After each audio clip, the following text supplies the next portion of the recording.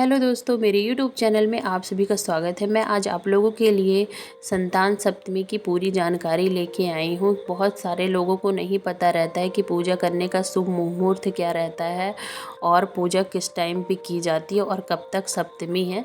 तो चलिए मैं आज आप लोग को इस वीडियो में पूरी जानकारी देती हूँ।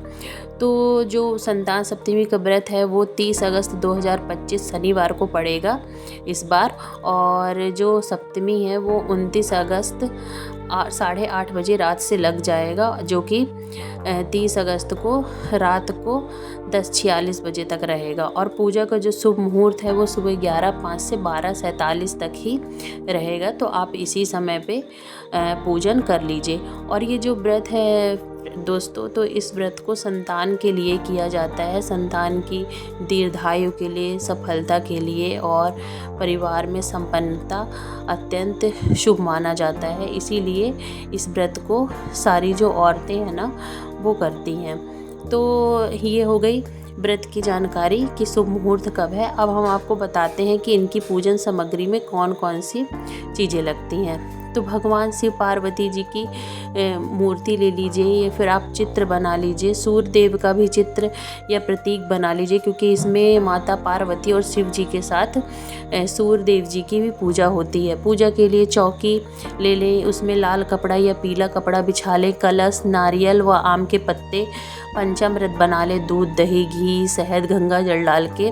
और गंगा जल स्नान व अर्घ के लिए भी रखें। मतलब गंगा जल से हम शिव जी की और पार्वती जी की अर्चना भी करेंगे और स्नान भी कराएंगे और सूर्य भगवान को भी अर्घ्य देंगे। 7 प्रकार के अनाज जैसे कि गेहूँ, चावल, मक्का, चना, जौ, उड़द, मूंग, इसमें हर चीज़ 7-7 लगती है। लाल पीले फूल ले लें या फिर माला ले लें। रोली, अच्छा चावल, सिंदूर, हल्दी, धूप, दीप, घी, तेल, फल फूल विशेष, अनार, केला, नारियल, किसी भी प्रकार का जो भी मौसमी फल है तो आप ले सकते हैं। नैवेद्य भोग में खीर, गुड़, और इसमें गुड़ के पुए बनाए जाते हैं 7, जो कि चढ़ाए भी जाते हैं और खाए भी जाते हैं। और मौली कलावा ज़रूर रखना है, क्योंकि इस दिन हाथ में कलावा भी बांधा जाता है। और दीपक ले लीजिए और कथा की बुक ले लीजिए, जिसमें संतान सप्तमी की कथा की बुक जो रहती है वो मार्केट में ईजिली मिल जाती है, तो आप ले सकते हैं। तो चलिए मैं ये पूरी सामग्री हो गई। अब मैं आप लोग को बताती हूँ कि इसकी कथा क्या है। तो चलिए हम आपको सुनाएंगे। बहुत ही ईजी सी और बहुत ही सिंपल सी कथा है। तो हम चलिए शुरू करते हैं संतान सप्तमी की कथा। प्राचीन समय में एक राजा और रानी थे।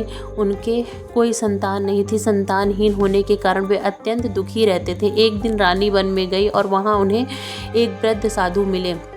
रानी ने उनसे संतान सुख का उपाय पूछा। साधु ने बताया कि भाद्रपद मास के शुक्ल पक्ष की सप्तमी तिथि को यदि कोई नारी संतान सप्तमी का व्रत करे, शिव पार्वती और सूर्य देव की पूजा करे तथा कथा सुने, तो उसे अवश्य ही संतान सुख की प्राप्ति होती है। रानी ने विधिवत व्रत किया। सुबह स्नान कर शिव पार्वती और सूर्य देव को जल अर्पित किया।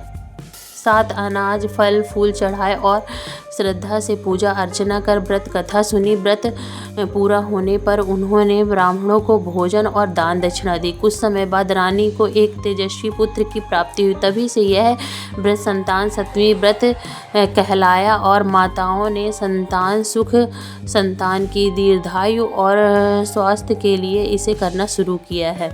इसका जो महत्व है दोस्तों, इस व्रत से संतानहीन दंपति को संतान की प्राप्ति होती है। संतान के जीवन में आने वाली बाधाएं भी दूर होती है और बच्चों की लंबी आयु, स्वास्थ्य और उन्नति के लिए यह व्रत बहुत ही प्रभावशाली होता है। तो जो भी जिनके संतान नहीं होती है वो भी इस व्रत को करती हैं, और जिनके संतान रहती है वो अपनी संतान की दीर्घायु के लिए इस व्रत को करती हैं।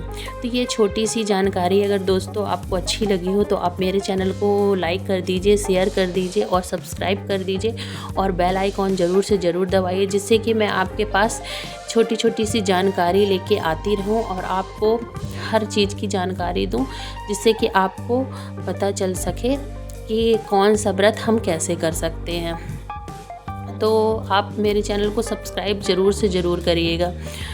तो दोस्तों आप सुबह में उठिए और स्नान करके साफ़ स्वच्छ कपड़े पहन के और इस व्रत को आप कर सकते हैं। और जब व्रत ख़त्म हो जाता है तो उसके बाद इसके साथ जो गुड़ के पुए होते हैं उसको बना के खाए जाते हैं।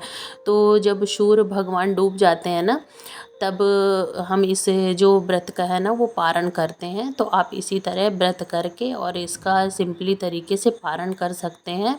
और भगवान शिव जी की और माता पार्वती जी की आप अर्चना करिए और अपने बच्चों के लिए दीर्घ आयु की कामना मांगिए और ये बोलिए कि हमारे बच्चों का जो जीवन है वो हमेशा सुखी रहे और हम उनको किसी भी प्रकार की कमी ना हो। तो ये जो व्रत है ये संतान के लिए बहुत ही ज़्यादा उपयोगी है। तो इस व्रत को ज़रूर से ज़रूर करना चाहिए और जिनके बच्चे नहीं हैं उनको भी ये व्रत ज़रूर से ज़रूर करना चाहिए। तो चलिए दोस्तों, हम आपसे मिलते हैं नेक्स्ट वीडियो पे।